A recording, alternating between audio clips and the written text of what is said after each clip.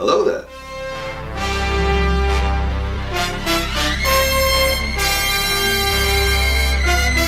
Greetings, fellow nerds and nerdettes. Blerd Nation Council member HB Gibson here to bring you the latest in the world of Star Wars.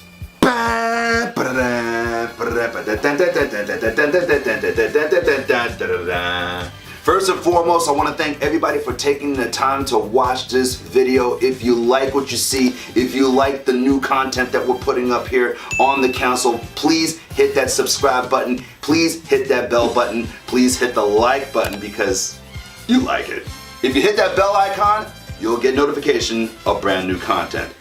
Here we go. Vader, Episode 1, Shards of the Past, or the greatest Star Wars film ever made in recent years. It was a movie that I said, in the name of Jesus, it is Star Wars canon. And I mean that. It was a film that I called a monumentally historical event in fan film history. Yeah, like I'm somebody. Seriously though, it was an awesome Star Wars fan film that had a lot of passion and showed a lot of love, and you could really tell that this movie was made by fans for fans. It was a movie that a lot of people thought The Last Jedi should have been.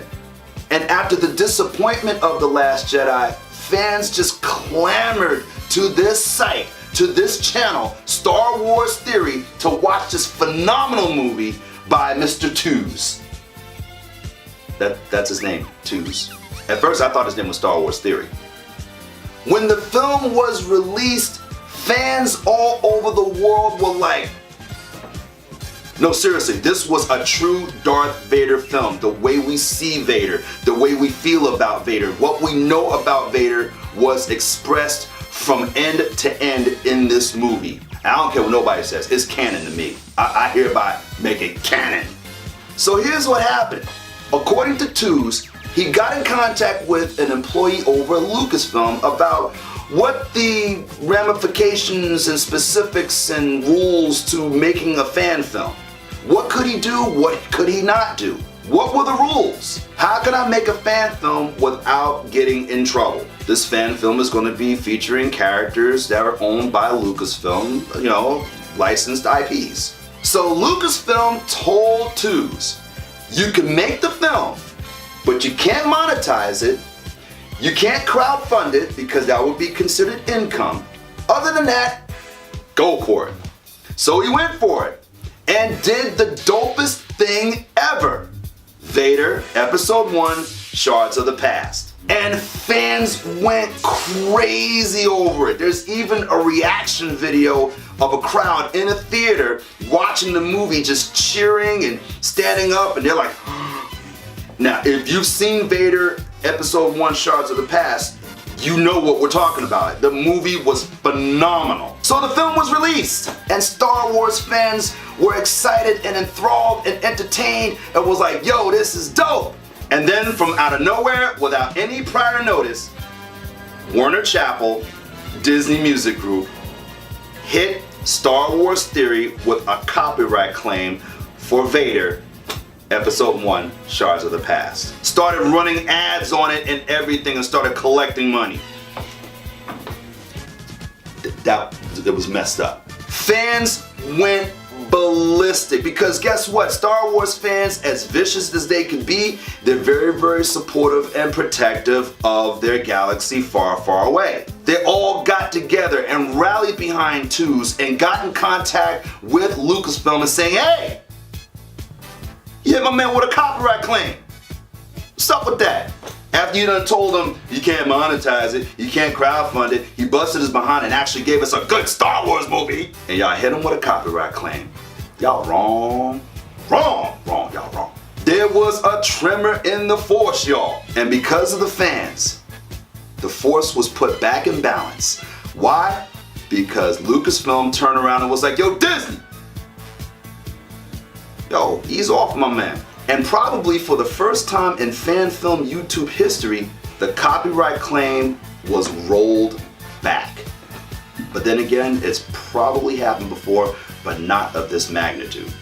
And the Force is now back in balance. Mr. Twos did say that he wanted to do a sequel to Vader Episode 1 Shards of the Past, which could feature Mace Windu. As far as I'm concerned, anything that Star Wars Theory does, Mr. Twos, it's canon to me. Also in Star Wars news, Marvel Comics is going to be releasing a mini-series called Star Wars Galaxy's Edge. Now, if Star Wars Galaxy's Edge sounds familiar to you, that's the name of Disney's brand new Star Wars theme park, which is going to be opening in 2 different locations in the United States, one in California and one in Orlando, Florida. And what a nice, cool way to get people excited before the parks actually open. The book will consist of intertwining stories that take place on a planet called Batuu. Batuu is the planet that Star Wars Galaxy's Edge theme park represents. So in other words, when you go to Star Wars Galaxy's Edge, you're on the planet Batuu.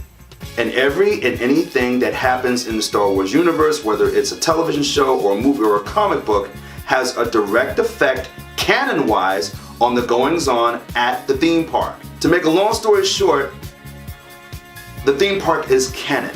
Now check this out, at the theme park, Star Wars Galaxy's Edge, you can actually have a chance to pilot the Millennium Falcon. It's going to take about 6 of you to do it though. 2 pilots, 2 gunners, and 2 engineers.